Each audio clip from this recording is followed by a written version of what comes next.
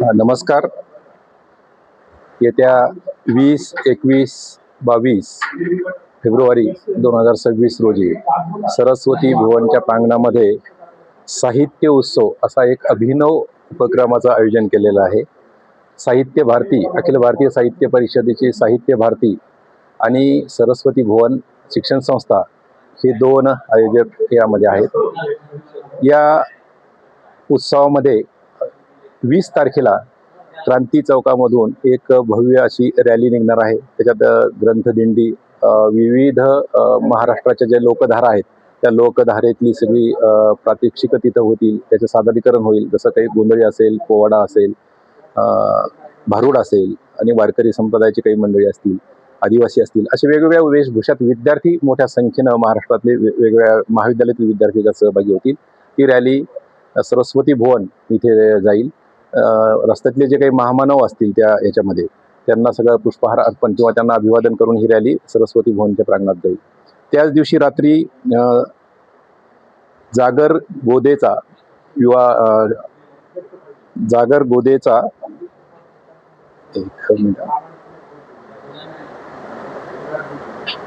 असा एक साहित्याचा एक अभिनव कार्यक्रम तिथं होणार आहे त्या दिवशी रात्री. दुसऱ्या दिवशी सकाळी उद्घाटनामध्ये अभिरामजी भडकमकर हे नाट्य साहित्यिक, कादंबरीकार यांचं बीजभाषण तिथं होईल. यामध्ये अतुलजी सावे साहेब स्वागत समितीचे अध्यक्ष ते आहेत आणि सगळे मान्यवर जे काही प्रांताचे असतील ही सगळे मान्यवर त्याच्यामध्ये उपस्थित राहणार आहेत. या साहित्य संमेलनाचं सगळ्यात महत्त्वाचं वैशिष्ट्य असं आहे की या साहित्य संमेलनाला विविध महाविद्यालयातील प्रामुख्याने विद्यार्थी संख्या किंवा युवा जे काय आहे ही सगळी युवा मंडळी तिथे येणार आहेत. या युवामध्ये आपण त्याचं स्लोगनच ठेवलं आहे, जागर प्रतिभेचा आणि युवा मनाचा, असं त्याचं स्लोगन आहे. आणि त्याच्यामुळं वेगवेगळ्या भागातील विविध विद्यार्थी मोठ्या संख्येनं जे काही साहित्यिक विद्यार्थी आहेत, फक्त सहभागी नाही, ती लेखन करतात अशी मंडळी तिथे येणार आहे. त्याच्यासाठी आपण कविता स्पर्धा, निबंध स्पर्धा, नाट्यछटा लेखन स्पर्धा आणि कथा स्पर्धा असं याचं आयोजन तिथे केलेलं आहे. तर ह्या सगळ्या याच्यातून त्यांना व्यासपीठ मिळावं किंवा त्यांची अभिव्यक्ती समाजापर्यंत यावी, हा या पाठीमागची भूमिका आहे. त्याचं कारण असं आहे की वेगवेगळे साहित्य संमेलनं होतात पण युवा किंवा नव साहित्यिकांना फारशी त्याच्यात संधी मिळत नाही. जे प्रस्थापित आहेत, जे काही मुळातच ज्यांचं नाव झालेलं आहे अशांना सगळ्यांना वेगवेगळ्या ठिकाणी बोलवलं जातं आणि ते सगळे समोर येतात आणि म्हणून आपण हे आगळा वेगळा कार्यक्रम इथं घेण्याचं ठरवलेलं आहे. दुसरं याचा हे महत्त्वाचं वैशिष्ट्य असतं की या साहित्य संमेलनाला किंवा साहित्य उत्सवाला कुठलाही अध्यक्ष असणार नाही. एकूण याचा वेगवेगळे सत्र आहेत, त्यात कवी संमेलन असेल किंवा वेगवेगळे परिसंवाद असतील, याचे अध्यक्ष तिथं आहेत. तिथे त्यांची भूमिका मांडतील, तिथं चर्चा होईल आणि ह्या प्रत्येकामध्ये युवा साहित्यिक सुद्धा तिथं त्यांची भूमिका तिथं मांडणार आहे. याच्या पाठीमागची भूमिका हीच आहे की साहित्य संमेलनाचा अध्यक्ष घेतला की त्याच्या भोवती हे सगळं साहित्य संमेलन फिरतं. त्याचं एखादं विधान असेल त्या माननीय अध्यक्षांचं, ते काही वादग्रस्त असेल की त्याच्या भोवती सगळं साहित्य संमेलनाचं वादात सापडतं किंवा त्याच्या भोवतीच ते फिरतं आणि नवीन साहित्यिक, नवसाहित्यिक जे आहेत त्यांना फारशी संधी तिथं मिळत नाही. पत्रकार मंडळी आपल्यासारखी सगळीच मंडळी की स्वाभाविकच एखादा मोठा माणूस आला की त्याच्याच पाठीमागे आपण जातो आणि त्याचेच सगळे बाईट देत असतो, असा सगळा तो प्रकार आहे. आणि म्हणून आपल्याला युवा साहित्यिकांना पुढे आणायचं आहे, त्यांची अभिव्यक्ती समाजापर्यंत न्यायची, यासाठी हा सगळा उठाठेव आहे. याच्यामध्ये वेगवेगळे सत्र असतील. राष्ट्र उभारणीत सकस साहित्याची निर्मिती असतील, त्याच्यात इंद्रजित देशमुख सर हे त्याची अध्यक्षता असतील आणि वेगवेगळी मान्यवर मंडळी त्याच्यात भाष्य करणार आहेत. कवी संमेलन आहे, त्याच्यात विनायक पवार जे काही थोडा एक वेगवेगळ्या रौंदाळ चित्रपटात त्यांनी भूमिका केलेली आणि वेगवेगळ्या 5-7 चित्रपटाला त्यांनी गीत लेखन केलेलं आहे असं एक, आणि युवकांमध्ये एक आकर्षण आहे त्याचं, असा एक कवी त्याचं अध्यक्षता तिथं निभावणार आहे. त्याचबरोबर केशव देशमुख त्या कवी संमेलनामध्ये आहे. त्याचबरोबर एक महिलांसाठी एक स्वतंत्र एक चर्चा परिसंवाद आपण तिथं ठेवलेला आहे.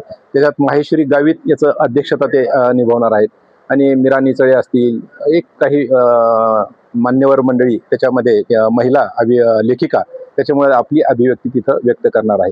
तर अशा पद्धतीनं त्यांची 21व्या शतकामध्ये महिलांच्या मनातले काही प्रश्न असतील किंवा लेखनाच्या संदर्भात काय असेल, ह्या सगळ्या गोष्टी तिथं ते व्यक्त करणार आहेत. तर याचबरोबर युवकांच्या दृष्टिकोनातून काही कवी संमेलन आणि एक परिसंवाद, हातात विश्व आणि मनात प्रश्न, असा एक परिसंवाद, एक सुंदर परिसंवाद त्याच्यात घेतलेला आहे. सगळं जग त्यांच्या हातात आहे, मोबाईलच्या माध्यमातून त्यांच्या हातात आहे, पण मनात अनेक प्रश्न आहेत की त्या प्रश्नाची उकल कुठेतरी होईल का, तर ते उकल करण्याचा प्रयत्न आपण या सगळ्या याच्यातून करणार आहोत. तर अशा पद्धतीने युवकांच्या दृष्टिकोनातून आजचं साहित्य कुठं चाललेलं आहे असाही एक परिसंवाद त्याच्यात आहे, त्याच्यावर एक चर्चा होणार आहे. तर त्या की युवकांच्या दृष्टिकोनात जर साधा आपण इंस्टाग्राम असेल किंवा सोशल मीडियावर आहे तर छोटे छोटे ते लिखाण करत असतात. मग हे खरंच तितकं दर्जेचं आहे का, तर खरंच ते भरकटत आहे ही जी काही उलटपालट चर्चा चाललेली आहे त्याच्यावर सुद्धा एक चर्चा आपण करणार आहोत. अभिरूप न्यायालय आपण त्याला म्हणतोय, त्या न्यायालयात ते काही एक वेगळा प्रयोग तो आहे, वेगळ्या पद्धतीनं आपण त्याची मांडणी तिथे करत आहोत. तर अशा पद्धतीनं एक भरगच्च कार्यक्रम ह्या सगळ्या 3 दिवसामध्ये तिथं होणार आहे. तर यासाठी आपण युवकांचा सहभाग नोंदवण्यासाठी आता हे युवक साहित्यिक आपल्याला माहिती आहे महाराष्ट्रातले कोण कोण आहेत, त्याचे लगेच नावं घेतो आपण त्यांना निमंत्रण देतो. पण नवीन साहित्यिक आहेत त्यांची नावं आपल्याला माहीत नाहीत, म्हणून त्यांचा शोध घेण्यासाठी आम्ही एक वेगवेगळ्या स्पर्धा तिथं ठेवलेल्या आहेत. एक कविता स्पर्धा असेल, एक कथा लेखन स्पर्धा, त्याच्यानंतर निबंध लेखन स्पर्धा आणि नाट्यछटा लेखन स्पर्धा. या क्षेत्रामध्ये जे जे लिखाण करू शकतात, साधारणतः कवितेमध्ये प्रामुख्याने सगळेच कवी लेखक किंवा नवीन साहित्यिक लिहितात. तर ह्या सगळ्याचं त्यांची आपण स्पर्धा ठेवली असल्यामुळे त्यांच्या प्रवेशिका तिथे येतील, स्वाभाविक त्यांचं नाव येईल, त्यांचा डाटा आपल्याकडे येईल आणि त्यांना आपण सगळ्यांना तिथं निमंत्रित करत आहोत. ही त्याच्या मागची एक भूमिका आहे आणि म्हणून त्या स्पर्धा आपण ठेवलेल्या आहे की यांना निमंत्रित करण्यासाठी आणि प्रत्येक सत्रामध्ये त्यांना आपण प्रतिनिधित्व तिथं देणार आहोत. तर एक आपल्या शहरामध्ये मराठीमध्ये एक आगळा वेगळा उपक्रम आपण ह्या सगळ्या निमित्तानं घेत आहोत. सरस्वती भवनाच्या प्रांगणात तो होतो आहे. याचबरोबर महाराष्ट्राची लोकधारा 21 तारखेला रात्री एक सांस्कृतिक कार्यक्रम सुद्धा तिथं होतो आहे.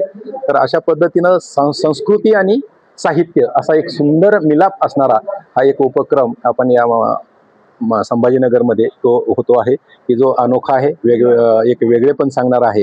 आणि साहित्य संमेलनामध्ये जे काही वेगवेगळे विचारलं जातं की मग या साहित्याला स्थान आहे का, वेगवेगळे प्रवाह असतात त्यांना स्थान आहे का, तर आपण जे काही युवकांचं कुठून साहित्य घेतोय त्याला असं कुठलंही तू दलित साहित्य लिही का ग्रामीण लिही कान कर किंवा काय कर असं कुठलंही बंधन त्याला, तो ज्या याच्यात लिहिल, ज्या साहित्यात लिहिल, ज्या प्रकारात लिहिल, ज्या वाङ्मय प्रकारात लिहिल त्याचा आपण ते सगळे स्वीकारणार. म्हणजे सगळे प्रवाह सगळे एकत्र आणण्याचा हा एक अनोखा इथं एक उपक्रम आपण राबवतो आहे आणि जेणेकरून नवसाहित्यिकांना तिथं समाजासमोर किंवा अभिव्यक्तीसाठी प्राधान्य देतो आहोत.